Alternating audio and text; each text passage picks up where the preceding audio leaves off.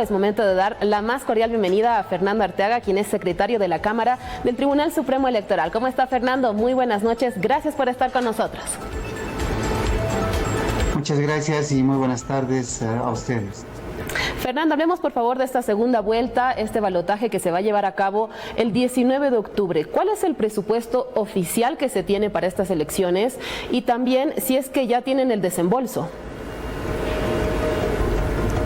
El Tribunal Supremo Electoral ha previsto un presupuesto de más de 190 millones de bolivianos para esta segunda vuelta y tenemos el reporte de que ya ha habido un primer desembolso para las primeras actividades que básicamente tienen que ver con impresión de material electoral, toda vez que se debe reimprimir la papeleta solamente para las dos candidaturas y en función también de la papeleta el otro material electoral que son las actas electorales, todo el material electoral destinado a las mesas de sufragio. Bueno, este material electoral de todas maneras se tiene que imprimir a pesar de que no se sabe si es que alguno de los candidatos, por ejemplo, se bajaría de estas elecciones. ¿Cuánto tiempo antes ellos pueden anunciar esto? Y aún así, ¿se van a imprimir este material o en qué fecha se va a realizar eso? Sí, el Tribunal Supremo Electoral ha tomado la previsión de que hasta el 4 de septiembre sea el plazo fatal para que cualquiera de las dos organizaciones que van a ir a segunda vuelta puedan declinar su participación, así lo establece también la normativa. Si hasta esa fecha no lo hacen, significaría que siguen participando. En todo caso, si hubiera una declinación posterior a esa fecha, los partidos o el partido que comunique, digamos, con demora esta declinación, va a tener una multa y una sanción como establece la misma normativa. Bien, ¿y desde cuándo se deben comenzar a imprimir las papeletas? El día miércoles se va a hacer un sorteo de ubicación en la papeleta. También se va a proceder a la aprobación del diseño de la papeleta, que va a tener algunas variantes en cuanto a tamaño y formato.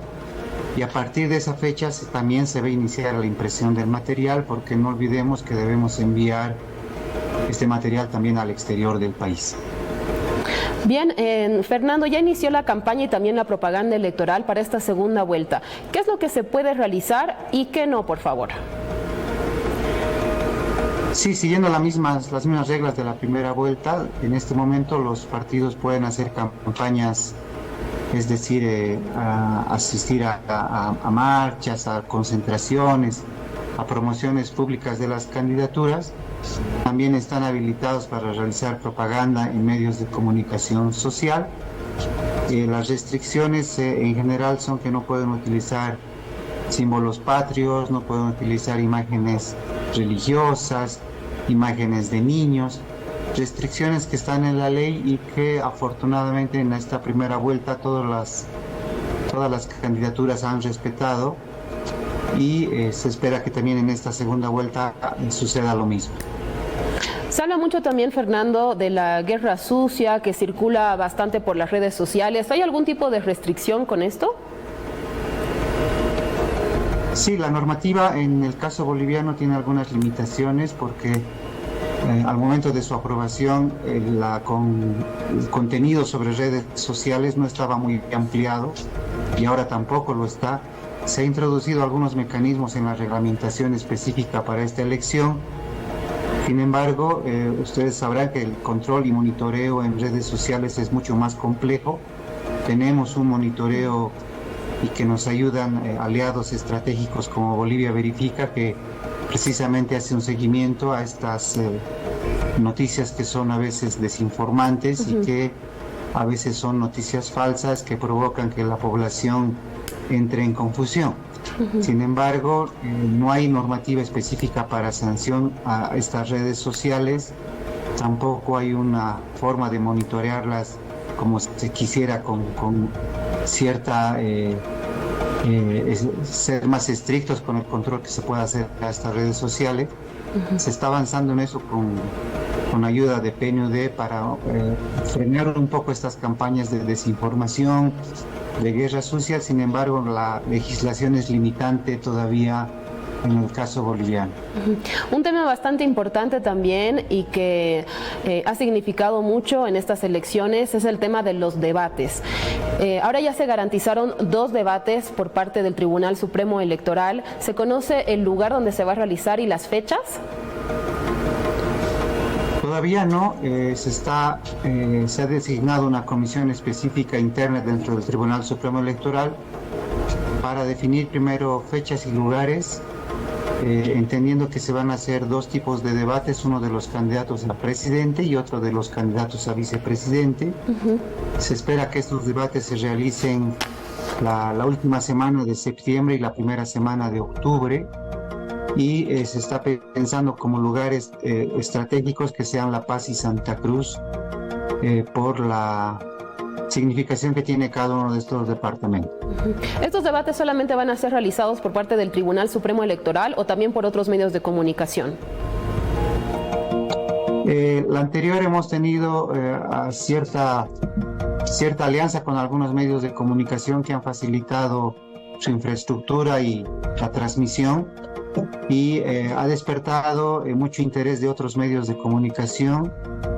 No los voy a mencionar ahora, pero son por lo menos 5 medios de comunicación que están ofreciendo infraestructura, sus mismos presentadores para que sean quienes sean los que moderen el debate. Entonces se ha ampliado la gama de opciones del Tribunal Supremo Electoral en cuanto a medios de comunicación que están muy interesados en hacer esta transmisión, además de la alianza con la Confederación de Empresarios Privados y la Asociación Nacional de Prensa.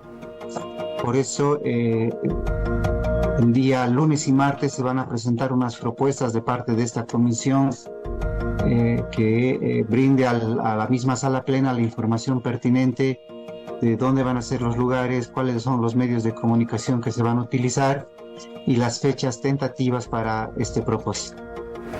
Fernando, culminado las elecciones, los observadores de la Unión Europea señalaron algunas correcciones y algunas mejoras para este balotaje. ¿Se van a tomar en cuenta estas correcciones?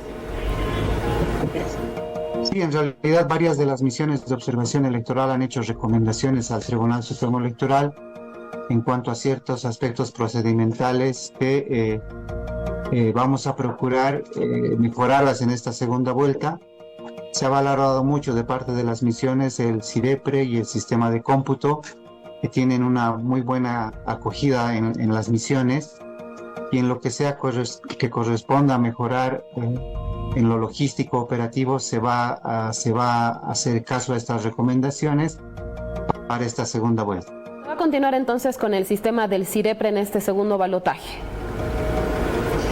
Sí, va a continuar el CIREPRE, ha tenido muy buenos resultados, ha sido el éxito de esta elección porque ha demostrado que el Tribunal Supremo Electoral, con sus propios recursos, sus propios mecanismos, porque eso es un sistema desarrollado al interior del propio tribunal, ha tenido el resultado esperado, y en esta segunda vuelta también va a ser aplicado en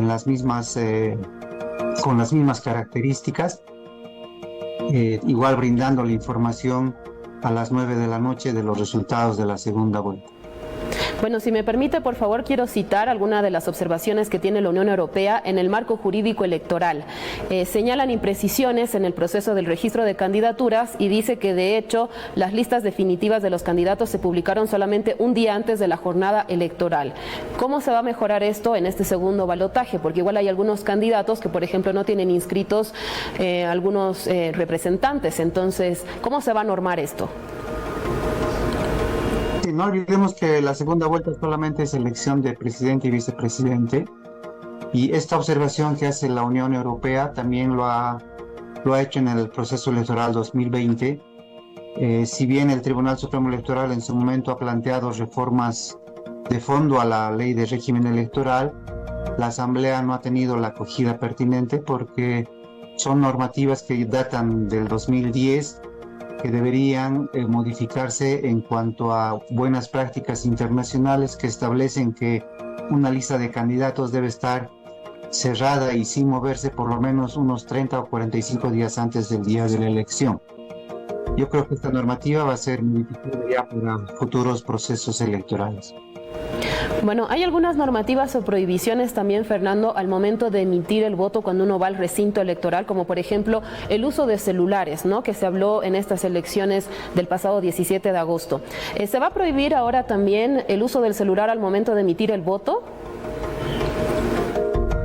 Es una determinación que la Sala Plena la va a analizar nuevamente porque si bien ha sido una recomendación genérica para este proceso electoral, se ha advertido que no es posible el cumplimiento de manera obligatoria porque implica un trabajo adicional para los jurados electorales en cuanto a revisión de los mismos dispositivos celulares y en muchos casos existe también un cierto recelo de los votantes de dejar su celular para evitar alguna pérdida, etcétera. Entonces va a ser un tema de evaluación de la Sala Plena para ver si va a ratificar esta prohibición de ingreso con celular o simplemente se va a recomendar que se mantenga la secretividad del voto al momento del ingreso al recinto de votación. Por favor, si podemos dar algunas recomendaciones también a las personas que van a emitir su voto para que sea válido, ¿no? Porque, por ejemplo, si uno marca la casilla, o sea, marca la X fuera de la casilla, se vuelve en un voto nulo. Si nos puedes explicar, por favor, un poco más acerca de esto para que la gente esté bien segura de cómo va a votar en este segundo balotaje. Sí, básicamente en el tema de la votación, la recomendación sería que los electores marquen dentro de la casilla habilitada para el voto. De todas maneras, se ha hecho la recomendación en la capacitación que si la marca es visible dentro de la franja que corresponde al partido político, también es un voto válido. Pero en lo específico es recomendable que marquen dentro de la casilla habilitada para la votación, que siempre mantengan el voto, que mantengan el carácter secreto de su voto y que cumplan con los procedimientos que el mismo jurado les exige, que es la presentación de la cédula original, la firma en los listados índice y que acudan también a los centros de votación en los horarios establecidos para evitar hacer filas y que puedan emitir su voto dentro de este margen de 8 horas que funcionan las mesas electorales. Y tal vez algo importante que hay que mencionar es que quienes no han podido votar en la primera vuelta por alguna razón de enfermedad o no estaban en la ciudad, etcétera, van a poder votar en la segunda vuelta porque sus nombres van a continuar figurando en las listas índice en cada mesa electoral. También, por favor, si podemos aclarar, los jóvenes que van a cumplir 18 años hasta el 19 de octubre, ¿van a poder votar en esta segunda vuelta o ya no? Lamentablemente no van a poder votar porque la ley, cuando se refiere a la segunda vuelta, indica que es con el mismo padrón electoral, por lo tanto el padrón electoral no se va a abrir para nuevos votantes y quienes cumplan 18 años al 19 de octubre lamentablemente no van a poder votar. Bien, antes de las elecciones, Fernando, una diputada denunció que la GETIC tenía acceso a la base de datos del Tribunal Supremo Electoral y que esto podría alterar los resultados. ¿En qué quedó esta denuncia? ¿Qué le podemos decir a la gente para que tenga más confianza? Bueno, a la población en general hay que ratificar que los sistemas de cómputo, los sistemas de registro del Tribunal Supremo Electoral son absolutamente seguros. No hay ninguna interferencia de ninguna oficina fuera del Tribunal Supremo Electoral, en específico la GETIC. De todas maneras, el Tribunal Supremo Electoral ha presentado a la Fiscalía una nota pidiendo que se haga una investigación rigurosa de este tema, porque las aseveraciones de esta diputada no tienen ningún sustento, ningún fundamento, porque como mencionábamos, no hay ninguna conexión con nuestros sistemas específicos de cómputo ni de registro. Hablemos también, por favor, acerca de la asignación de escaños y cómo se hace esta distribución. ¿Acorde a qué se hace esto? Bien, la asignación de escaños en la ley electoral se basa en el sistema mixto, es decir, hay candidaturas que se eligen por sistema mayoritario, como el caso de los diputados por circunscripción uninominal y los diputados por circunscripción especial. Y en el caso de los senadores y diputados plurinominales, se eligen o se asignan por el sistema proporcional.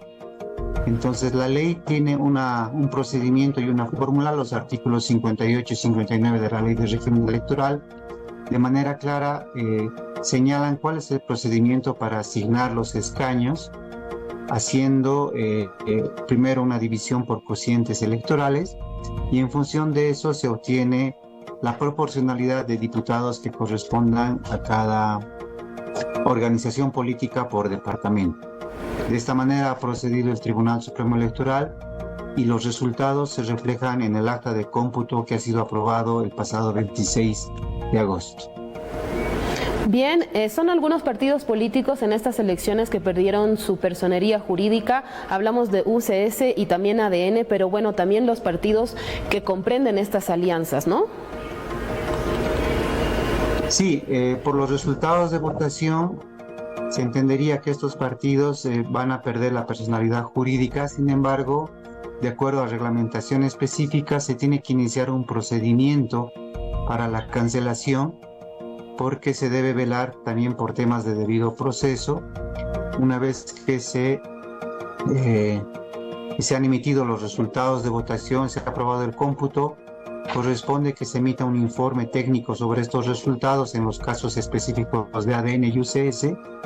Posteriormente se notifica a los partidos para que sepan que se ha iniciado este proceso de cancelación de personalidad jurídica, para luego de que ellos puedan presentar algún descargo o alguna comunicación oficial, se sigue el procedimiento hasta la emisión de la resolución de cancelación. Bien, tengo aquí también punteadas otras observaciones de la Unión Europea en cuanto a medios de comunicación, ¿no? Ahora que ya iniciaron las campañas electorales y también las propagandas. En una señala que la misión de observación electoral de la Unión Europea constató una capacidad desigual de los diferentes candidatos para financiar los espacios publicitarios en los medios de comunicación. ¿Cómo se puede trabajar en esto? Porque si bien, por ejemplo, una alianza política puede tener más recursos que otra, entonces ¿se va a trabajar en algo para generar una igualdad o no aplica, no es correcto? Sí, la ley de organizaciones políticas prevé recursos de fortalecimiento público en procesos electorales. Sin embargo, no olvidemos que por una disposición especial de la ley, precisamente para habilitar el CIREPRE, se ha dispuesto que estos recursos de fortalecimiento público destinado a estos gastos de campaña y propaganda electoral para los partidos sea destinado a los gastos de constituir e implementar el CIREPRE. En ese entendido, para los siguientes procesos electorales, tiene que retomarse este fortalecimiento público para que todas las organizaciones políticas estén en igualdad de condiciones para acceso a medios de comunicación y propaganda. ¿Ese fortalecimiento, por ejemplo, que usted señala, se va a tomar en cuenta ya en las subnacionales o se va a esperar las próximas elecciones presidenciales? Se va a tomar en cuenta en las subnacionales porque hay un porcentaje que se otorga a todas las organizaciones para este propósito de la campaña y propaganda electoral. Hemos entendido que el trabajo de algunos vocales culmina en diciembre. ¿Quiénes se tendrían que ir o quiénes son los que se están quedando en sus funciones? Bueno, en realidad todos los vocales designados actuales en funciones cumplen su mandato hasta el 19 de diciembre. Por lo tanto, se entendería que se va a renovar toda la composición de la Sala Plena del Tribunal Supremo Electoral y también algunos tribunales electorales departamentales electorales que han sido designados también en la gestión 2020. ¿Son todos los vocales los que se están yendo, Fernando? Bueno, quedaría solamente el vocal designado por el Ejecutivo, que es el vocal Gustavo Ávila, cuyo mandato fenecería posteriormente porque él ha sido designado recién hace un año. Vocal, ¿cómo está avanzando el trabajo en la sala plena? Estos días ha habido bastantes reuniones, ya se tiene analizado también, ya se tiene decretado el tema de los debates, las fechas, los lugares. Sí, la sala plena no ha dejado de sesionar, se ha declarado en sesión permanente, por lo tanto han estado sesionando todos los días. porque hay bastante documentación y trámites operativos y logísticos que deben atenderlos. No ha sido la excepción el día de hoy, también ha habido sala plena el día de hoy, donde se han visto varios temas electorales, se ha considerado también estos temas del debate. Se han recibido bastantes comunicaciones sobre inquietudes en los medios de comunicación, también de la Asociación de la Prensa, que quieren coordinar con el Tribunal Supremo la realización de estos debates. ¿Se corrobora que va a ser en el departamento de Santa Cruz y de La Paz o se está analizando todavía en qué lugares? Se están analizando los lugares, básicamente se pretende repetir los mismos departamentos. Sin embargo, ha llegado una solicitud específica para que se pueda hacer un debate en la ciudad de Sucre, por ejemplo, que tiene interés en que el debate presidencial se realice en este departamento. Bien, ¿se tienen fechas tentativas quizás? Todavía no hay fechas tentativas. No. La idea es abarcar finales de septiembre, principios de octubre, para que con anticipación se puedan realizar estos debates y la ciudadanía pueda tomar una decisión informada. Sí, hablábamos también con el vocal en Tawichi en una anterior entrevista y él nos decía que va a ser lo más cerca al 19 de octubre, cosa de que sea algo definitivo para que la gente tenga esta información caliente, digamos, y vaya a emitir su voto. Sí, por eso todavía las fechas están en definición y el día lunes la sala plena va a tomar ya la definición de fechas y lugares, porque la comisión que ha sido designada para este propósito va a presentar este plan de trabajo para este debate ya de segunda vuelta. Ahora, en la anterior elección, por estar a días próximos de las elecciones, muchos candidatos no asistieron a los debates organizados por el Tribunal Supremo Electoral debido a que tenían que asistir a sus cierres de campaña. ¿Se va a trabajar también ahora con estos dos candidatos para ver las fechas tentativas? Sí, por eso no va a ser tan cercano como la última vez, que faltaban solamente unos días para la elección.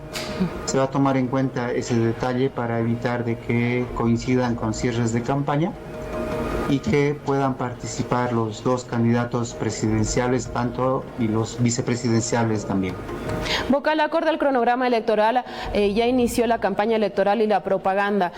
Bueno, hablábamos de qué está permitido y también qué es lo que no. Si podemos recalcar nuevamente, por favor, a la población. Sí, está permitido que los candidatos puedan hacer actos de campaña públicos, es decir, concentraciones, marchas, reuniones, etcétera, con su militancia, y también puedan difundir su candidatura y sus programas a través de medios de comunicación masivos. Hablamos de televisión, radio, prensa, y también a través de redes sociales que están debidamente registradas ante el Tribunal Supremo Electoral. En estas campañas lo que les está prohibido es utilizar símbolos patrios, símbolos religiosos. Les está prohibido hacer campañas en contra del de su candidato contrario, etcétera. Entonces son reglas que las han respetado en la primera vuelta y esperemos que también las cumplan en la segunda vuelta. ¿Son las mismas sanciones para todas las infracciones o se diferencian?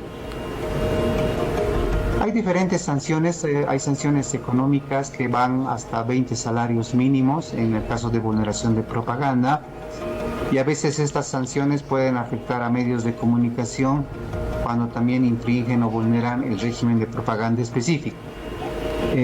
Pero a los partidos políticos mayormente la sanción es una sanción económica. Bien, continuemos hablando de estas observaciones de la Unión Europea que tengo acá. En alguna señala, muchos interlocutores cuestionaron la autonomía del Tribunal Supremo Electoral frente a la presión política y también la intromisión del Tribunal Constitucional en asuntos de competencia del Tribunal Supremo Electoral. ¿Cómo se va a trabajar en esta observación? Sí, como ustedes habrán visto en la primera vuelta, el Tribunal Supremo Electoral ha tenido un compromiso de parte del Tribunal Constitucional Plurinacional de no afectar el desarrollo normal del proceso electoral a través de acciones constitucionales, y así se ha hecho pese a que se han presentado diversas acciones constitucionales. Ninguna de ellas ha afectado el calendario electoral y tampoco la actividad jurisdiccional del propio Tribunal Supremo Electoral. Se espera que en esta segunda vuelta también suceda lo mismo, entendiendo que la elección va a ser un poco más sencilla porque solamente se tratan de 2 candidaturas. Fernando, es primera vez en la historia de Bolivia que se va a llevar a cabo una segunda vuelta en el país. ¿Cómo se va a llevar adelante este sistema de balotaje? Sí, va a ser una de las primeras experiencias.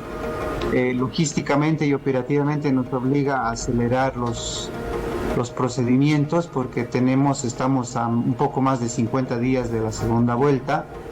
Por eso la parte logística y administrativa se está movilizando para tener todo en orden, asimismo con los tribunales electorales departamentales, porque básicamente se repite todo el procedimiento como si fuera una primera vuelta.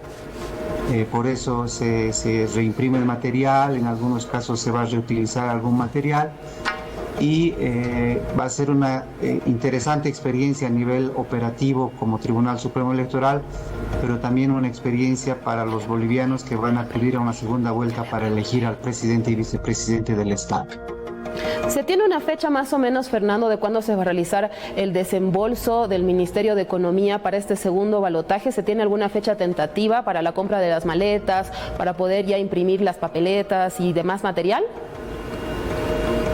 Sí, los desembolsos que hace el Ministerio de Economía son parciales. Ya ha hecho un primer desembolso para una primera fase de la segunda vuelta y se espera que en lo que vaya avanzando el calendario hasta la segunda vuelta se vayan desembolsando los recursos necesarios para la buena administración del proceso electoral.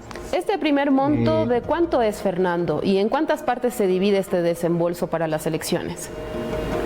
No tengo el dato exacto del primer desembolso, pero entiendo de que ya están en nuestras cuentas una primera parte del presupuesto para encarar básicamente lo que es material electoral. ¿Y este presupuesto, este primer desembolso, para qué va a servir en primera instancia? Está básicamente destinado a material electoral y contratación de personal. No olvidemos que en la elección el Tribunal Supremo Electoral contrata más de 5.000 personas entre personal electoral, entre notarios, capacitadores y funcionarios que coadyuvan al proceso electoral. Además que también se debe erogar recursos para la cadena de custodia, que esté encargada también en parte a la policía y en parte a las Fuerzas Armadas, a quienes también se destinan recursos para gastos de gasolina, refrigerios, etcétera. Entonces se contempla esta primera parte, toda esa parte operativa logística que tiene que ver con material electoral y contratación de personal. Toda esa cantidad de gente, Fernando, que fue contratada para las elecciones del 17 de agosto, ¿va a volver a ser contratada la misma cantidad o va a disminuir ahora en esta segunda vuelta?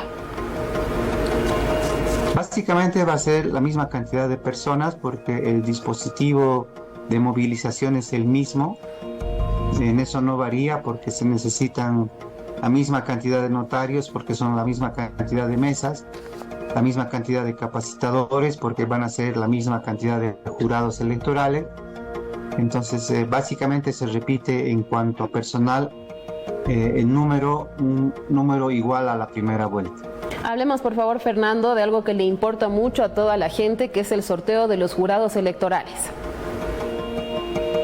Sí, está previsto para el 19 de septiembre. Este sorteo son 30 días antes del día de la elección. La ley ha dispuesto de que en el caso de la segunda vuelta se realice un nuevo sorteo de jurados y esto se va a realizar el 19 de octubre y el 19 de septiembre y a partir de esa fecha también se va a iniciar las capacitaciones a todos los jurados electorales. Ahora, Fernando, si bien no se va a abrir el padrón electoral para la gente que va a cumplir 18 años hasta el 19 de octubre, sí se va a realizar un sorteo, por ejemplo, de los jurados electorales. ¿Cuál es la diferencia y la importancia también de que se va a hacer una cosa, pero, por ejemplo, no la otra? ¿Por qué no pueden ser los mismos de la anterior vez? Sí, básicamente es una disposición para que no se repitan los mismos jurados. Entendemos que es una labor ciudadana voluntaria, me refiero a que los jurados son sorteados de los mismos componentes de las mesas de sufragio y si bien reciben un estipendio el día de la elección, que básicamente es para su alimentación, la idea es renovar los jurados para el día de la elección.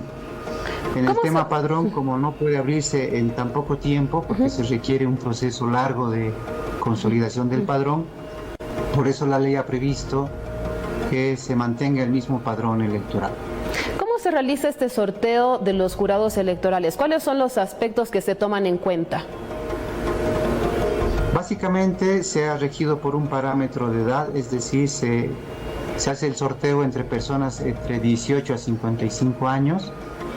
Esto para prever de que personas de mayor edad no estén en la mesa de sufragio, entendiendo de que es a veces cansador el ser jurado electoral. Y además es un sorteo aleatorio, es decir, se van a escoger a personas del padrón de manera aleatoria, así lo prevé el sistema que tenemos de sorteo. Y se eligen 6 jurados por mesa, tomando en cuenta que en algunos casos puede haber excusas o alguna persona que esté impedida de ser jurado. Fernando, ya para ir concluyendo con la entrevista, las recomendaciones, por favor, a toda la población para estas elecciones, este balotaje del 19 de octubre. Te escuchamos. Sí, invitamos a todos los ciudadanos a participar libremente, garantizando su derecho político a elegir y que elijan a quien crean que es el mejor candidato en función de los programas y propuestas que se vayan a presentar, y el Tribunal Supremo Electoral va a garantizar que este ejercicio de derechos políticos sea lo más absolutamente transparente. Muy bien, te agradecemos. Ahí escuchábamos entonces, amigos, las palabras de Fernando Arteaga, quien es secretario de Cámara del Tribunal Supremo Electoral, y todas las recomendaciones para estas elecciones del 19 de octubre.